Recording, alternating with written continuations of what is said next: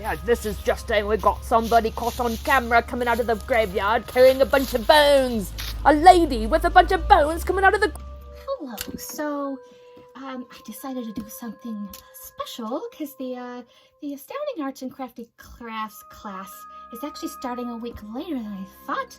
But I was working on a project that I'm making for All Hallows Eve, a special headdress that's gonna go like this.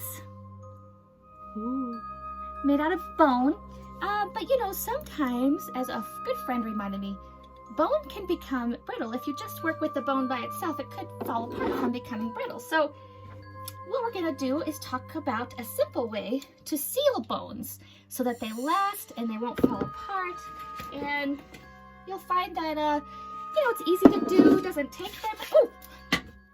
Anyway, so we can get some, I gathered some bones and... Professor, I have a Lady Fintail here. What? A woman was seen in the cemetery? Taking bones out? Oh, goodness, that sounds awful. Oh, no, that wasn't me. I don't know who that was. I'd never even heard of it. Okay, yeah, I'll let you know if, I, hear of anything. Okay, bye.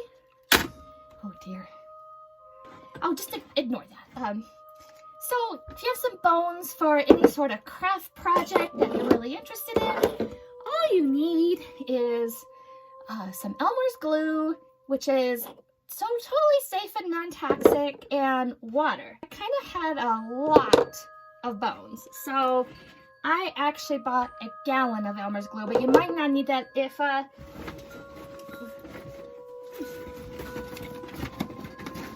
know, if you just have a few little bones, then, okay.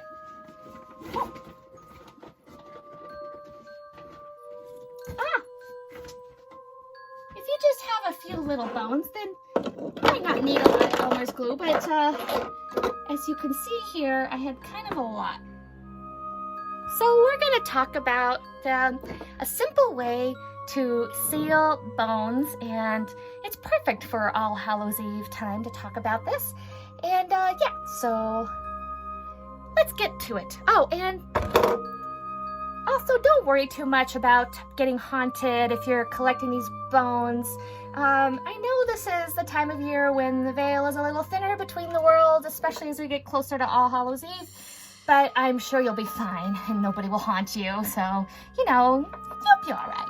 First things first, whenever working with paint or, you know, glue in this case, you want to always put on an apron to protect your clothes.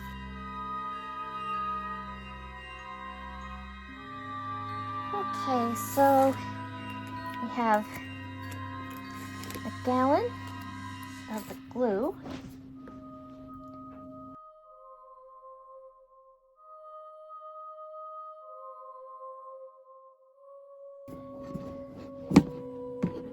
Fill this with water, so we have 1-to-1 glue to water.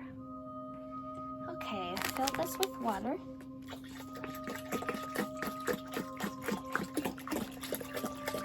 Make sure you have a protective cloth out on your table whenever you're doing any sort of crafts, especially anything involving glue or paint.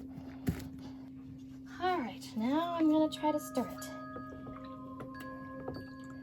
Boil, boil, toil and trouble. Is that how you say it? Or is it bubble, bubble, toil and trouble? I mean, after all, if we're gonna do some special potion here, we might as well do a little bit of cackling.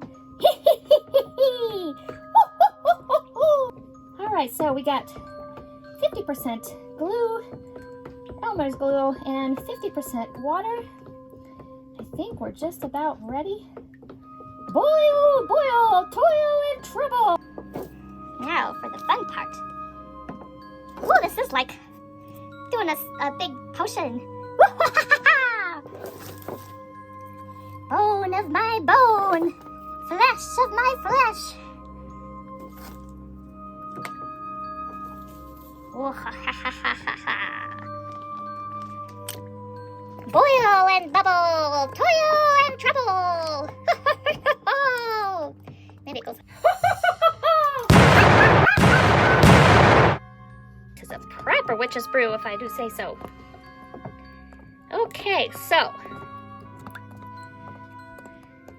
all of these bones are going to soak in this glue and water mixture for about a whole day. A whole day or a whole night.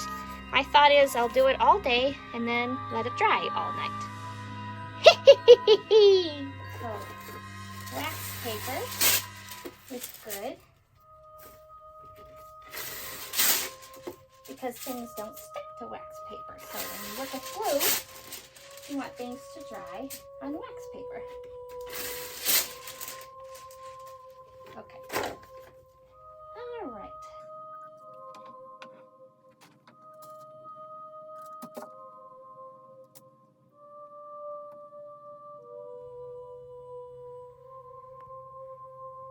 Probably a good idea to wipe some of these off with a damp rag.